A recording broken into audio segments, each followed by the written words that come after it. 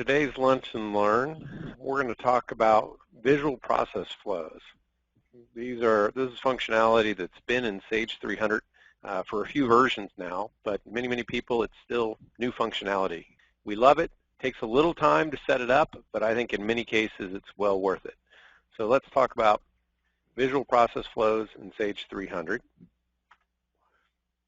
So what we're going to cover today are what are visual process flows, why you might use visual process flows, when to use them, and we're going to do a quick demo. My main point for visual process flows is saving on bubble wrap. What do I mean by that? When you have one person that pays commissions, one person that knows how to do returns in the system, one person that knows how to do end of the month. Maybe it's different people that do these different processes. I call those the bubble wrap people. You need to wrap them up when they leave the office. It's the old, what if they get hit by a bus? What would we do as a business? How do we survive? Well, visual process flow is going to help us transfer that knowledge so that that knowledge is available to everybody. Your two key people in your office, you can allow to take lunch together. We want to use visual process flows to increase knowledge transfer and scalability of the business. We also want to use them to increase efficiency. And I really like to use these for processes that are infrequent, like end of the month close, end of the year close, where you have to really strive to remember, oh, what do I do in that once a month event? And again, it gives higher probability that you might have a key person that does that maybe one day they aren't available at the end of a month, for whatever reason. Exception processing tends to fall in that category as well, things that we do very infrequently because they're exceptions. So maybe special kinds of credits or customer returns, refunding a check, things that are exceptional processes. And as we've talked about, tasks performed by individual people.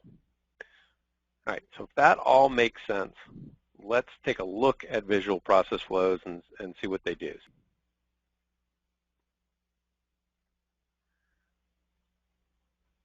So if we go into Sage 300, you have a little block down here called Visual Process Flows. And your visual process flows will have at least one for each module, sometimes two. So if I go into OE transactions, for instance, it has kind of a flow of an order. You can enter an order or a quote. You can ship it. You can invoice it, handle returns and credit and debit notes.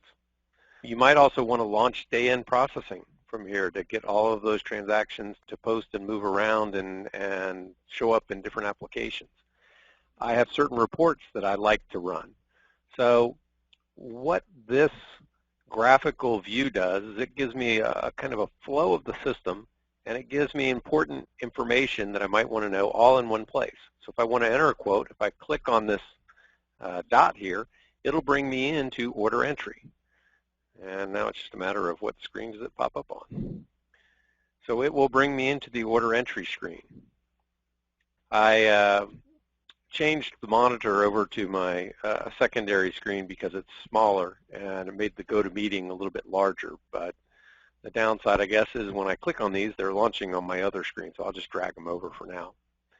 This functionality, not only does it give me a graphical image, but if I click on either the title or the button, it's going to launch that process. So if I want to launch day-end processing, click over here, and the day-end processing window comes up.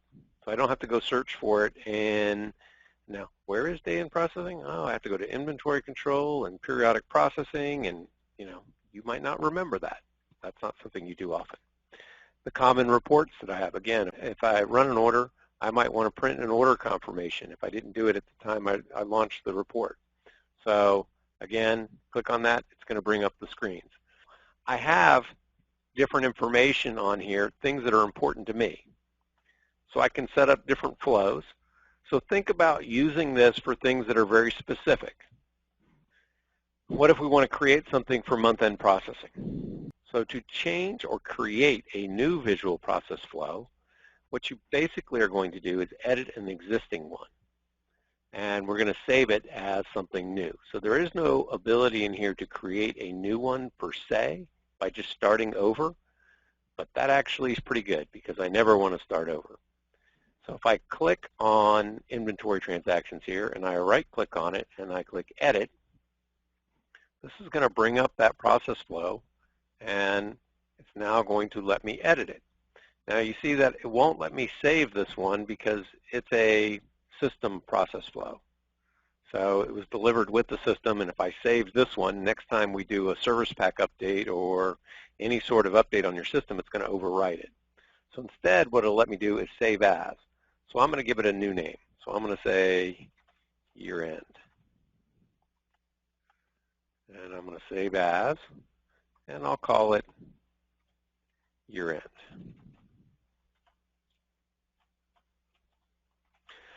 All right, now note where it's saving this. So it puts it in your shared data folder in a folder underneath that called process flow. And of course, it always puts everything in the English folder, so ENG. That's where it's going to save that. And you see I already have a couple of other process flows that I've created there that are custom process flows.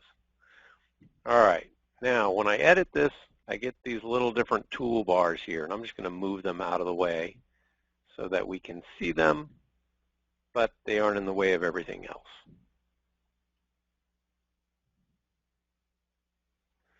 So for year end, well, maybe I don't care about some of this other stuff, but maybe on year end, I want to do some different things.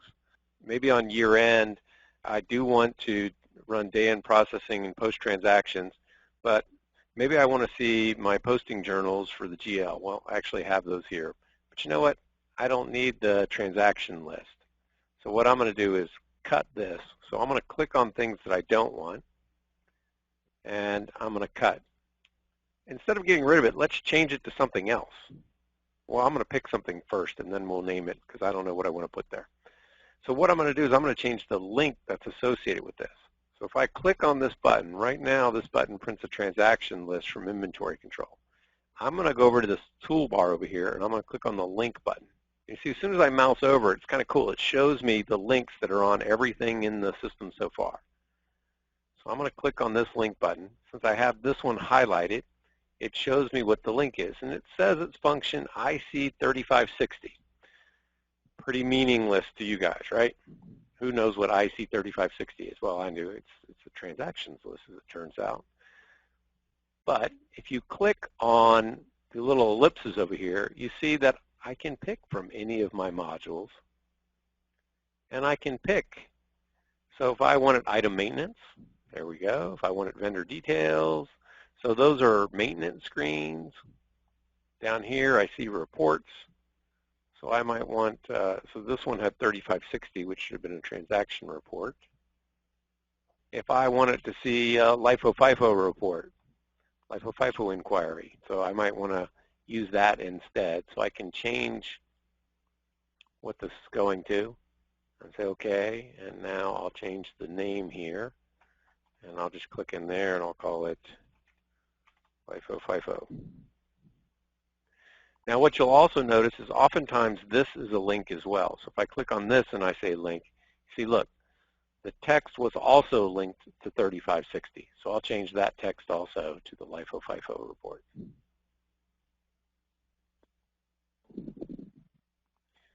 Which is near and dear to everybody's heart who does LIFO or FIFO for inventory costing. What I did is I put the report that I wanted on here. Now, it's the end of the year. I might have a spreadsheet for the end of the year. Let's go down here and let's just go to Windows Explorer.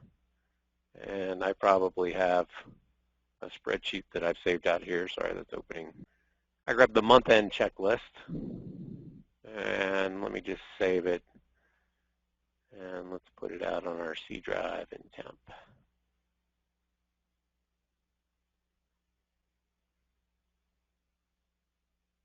All right, so I have a spreadsheet out here. So as part of this visual process flow, I might want to open a spreadsheet because I have my user document what they've done as part of the year-end process, or I may want to open a PDF, or I may want to take them to a website. let's add another link out here. So I can add a link in several different ways. Well, you know what? I don't need this here, so I'm going to go ahead and change this link for the first one. So for this link, I'm going to change it from an ERP function to a URL. So to point to a file, you actually have to use this URL function. And what you have to say for the URL is file, colon, and then the location of the file. I'm going to say /temp /me checklist XLSX. So if I typed all that correctly, and we'll open it in a new window. I don't think this actually matters when you're launching a URL or a file. So as long as the machine that I'm running has Microsoft Excel, it'll recognize this file and it'll open it with Microsoft Excel. If I ran this from a machine that didn't have Excel installed, it would give me an error, or it wouldn't give me an error. It actually just wouldn't pop anything up because it wouldn't know what to open the file with. Let's add one more link. So I'm going to go here. So the place all of these little shapes and buttons, so these little file folders and these green buttons and these white buttons, they're all over here in this toolbar. And most of them are under themes. So if I go themes and I go to blue shapes, look, there's a bunch of shapes. So if I want to open another file, let's just click another button over here. So when I clicked it, it put a button here, and I'm going to make another link with this guy, and I'm just going to link it to a PDF file. So again, and I'm showing you these specifically because if you went and looked on your own, you would have a hard time figuring out how to launch a file. It's not documented very well in the system. I think I had something out there called test.pdf when I just looked in the temp folder. Here, let's leave it in the same frame. Like I said, I don't think this matters when it's opening a URL. So the last one I said open in a new window. I'm going to leave this in the same window. All right, so what I've done is a few things. I've changed a link that's already out there. I could have added more the same way. I could go to this box and drag this little thing out of the way. I could go to this box, expand it, add another one of these over here, or take these two and I can copy them, which there's a little button over here for copy, and then I can paste. And what it'll do is paste those new ones over here and drag it down. And now I can change these links to add more. So easy ways to configure these if you're going to change them. Oh, and I want to change my text up here. I want to call it year end. All right, so I've done a couple of things here. I changed the text. I saved this as a new visual process flow. I called it year end. I changed some of the functionality here. Here, I think I changed this to the checklist.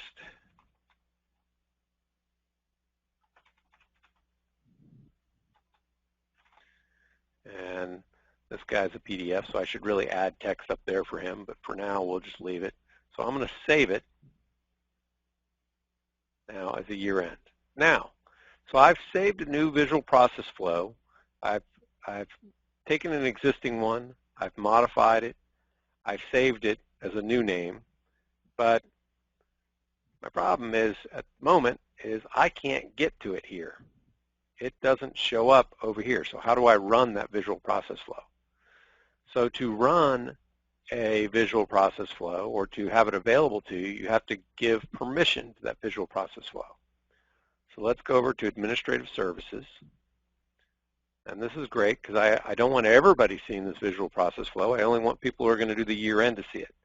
So under Administrative Services, there's Assign Visual Process Flows. So let's go ahead and launch that. Sorry, opening up on my other screen. And user ID is admin that I'm logged in as. And so here's the visual process flows that admin. Look, there's year-end processing. Oh. And I've done this demo twice before because they have change processes and month-end processing. So let's go ahead and save that. And immediately, as soon as I save it, it's available for me. So now I'm going to go over here and click on year-end. So there's year end. I have new functionality there. I can get to the Life of FIFO report. If I click on this, just drag it over from the other screen. There it is. If I want to go into receive items, I can still do that. So all that functionality is still there. But I also dropped a few links on here, like I want a checklist from Microsoft Excel. So if I click on this over on my other screen, drag it over, there, just opened up this checklist for me. Close it. I'll click on it again just so you know I closed it and I didn't go anywhere else and open it up. And there it is. So since you can't see it opening on the screen, and I had a PDF that I associated here. So if I click on this, and that opens up in my browser over here. So there was the test PDF that I put out here. The other thing that we'll do, fairly common on here, is we do a lot of custom reports. And custom reports in Sage 300, where either if it's a report very similar to something that's out of the box, we'll use Crystal reports. And one of the options in these links is to launch a report. So that can launch Crystal reports.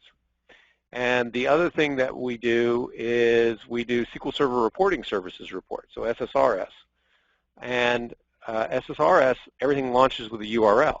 One of the reasons that we use SQL Reporting Services is because you can actually execute things as part of those reports. So for instance, as part of my year end, I might want to do a backup. So I would go into SQL Server Reporting Services and I would create a report out here, and that report would be a backup of my databases, and what it would do is actually execute a stored procedure as part of running that report that would back up my databases. And then I can just put that, since it's launched from a URL, SQL Server Reporting Services just launched from a URL, all I have to do is put that URL in here and it's going to execute that report for me. So those are all really easy ways of putting my whole laundry list of things that I need to do as part of a year-end process or a month-end process onto this visual process flow. All of these shapes and connectors, so now you've kind of seen, I didn't add many shapes and connectors here, I just added a shape. Let's go back and edit this one more time. And if I wanted to connect this, again, I would just add a connector here. Now I can add a connector in different ways.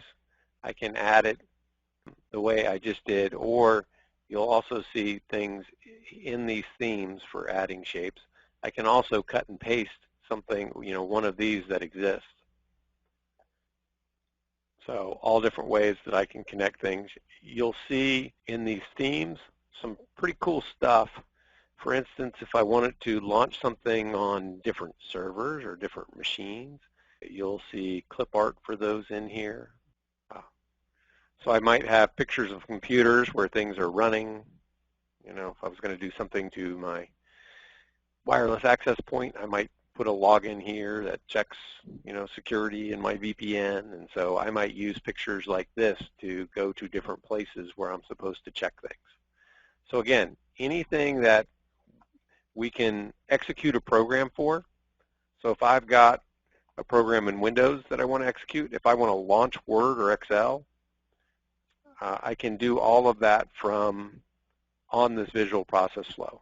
I don't need to just restrict myself to Sage 300. If I want to run something, I'm going to go ahead and close out of this one.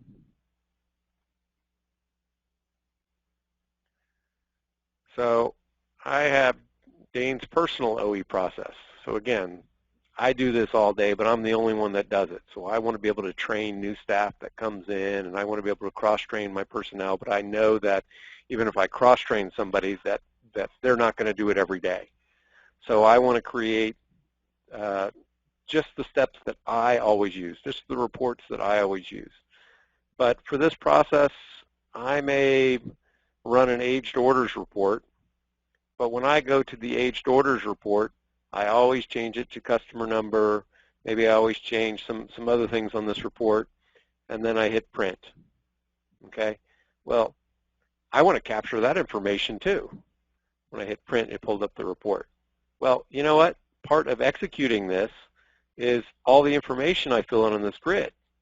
So yeah, this launched the report, but I also want to capture the common defaults that I fill in. So what I might do on here is, let's go back to my year end, and let's edit it.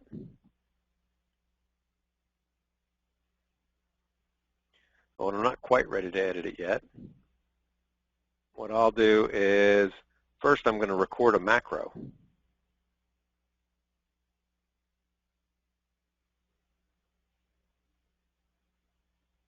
And I'll tell you what, let's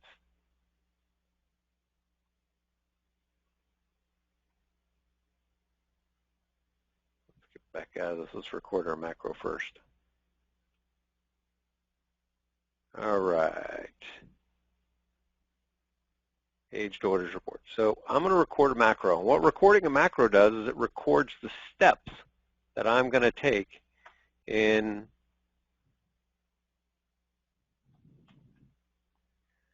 to execute this.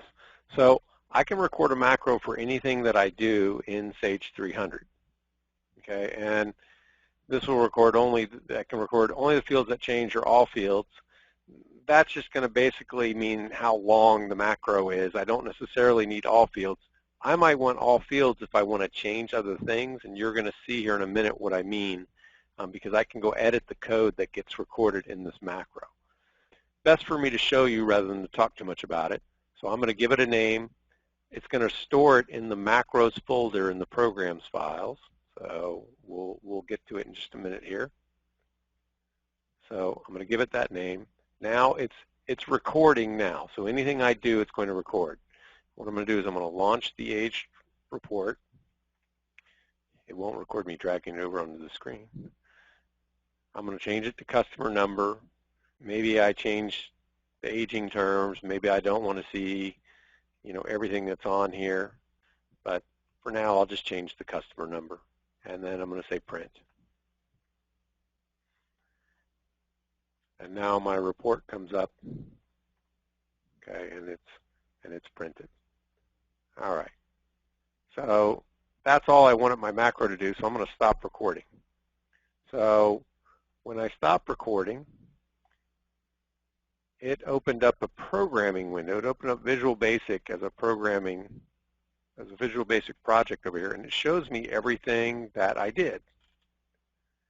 Now this is where storing every field might make sense, because if you wanted to go in here, you could actually change this code and you would see where every field was set in here to a value. So for instance, if I want to change this to 30, 45, 60, I can change it right here in the macro, and it's changing it in that report, or when it's going to execute this. So now I can save this project, and I'm going to go ahead and close and return to Sage. And now we're back here on our form. So I'm going to go now edit year end again.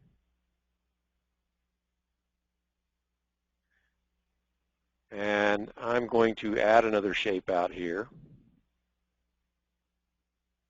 And this is going to be a report. So most of it's under themes. And there's my shapes. And I'm going to execute a new report here. Sorry, I love getting all these out of the way. And I'm just going to really fast because I'm going to run out of time here shortly. I'm going to go in here, and one of my choices is to execute a macro. So a macro, again, list of code that's going to launch that report and fill in what values and click print for me. So when I clicked on the little ellipses here, it opened up my code window, and I would navigate to where my Sage folder is, and then under Programs, and then there's a Macros folder, and in there, I just recorded that macro. All right, so I'm going to save this, we'll get out of it, and we're going to run it. So year end, now I have a new button over here, and if I click on that button, it's all going to happen over on my other screen. Sorry. Boy, much more exciting to see it on my other screen. This is what opened up. And when I clicked on it, if you look real quickly, you'll actually see the report option grid pop up, and you'll see the numbers fill in, and then you see it execute. And here you are. And if you look closely up here, you see that my aging days are 30, 45, and 60, where I know everybody looked really fast when I ran it the first time and saw that it was 30, 60, 90. But now it's changed because that's what that macro did. So again, I don't even need to launch. I have the option to do more than just launch a screen or launch a report. I can also populate data in that form or populate data in that report. And if I do that, how I'm going to do that is by recording a macro. So that was all pretty easy. So there's a lot more you can do with visual process flows, and it takes a little work to get there. You can see that that I'm having to do a little bit of work to get these set up, and if I really format this nicely and I really list all the steps I need for, say, a year-end process, it might take me a minute to go ahead and just cut all the pieces off that I don't want and add the pieces that I do. But at the end of the day, I have a streamlined flow of what I do in this obscure process. Hopefully that makes sense, and I really think there's a lot of power in these visual process flows. It keeps you from jumping around in these menus. I can put things from any applications together in one thing, and I can put it in a visual stream that allows people to easily see the flow of information or the flow of steps that needs to happen.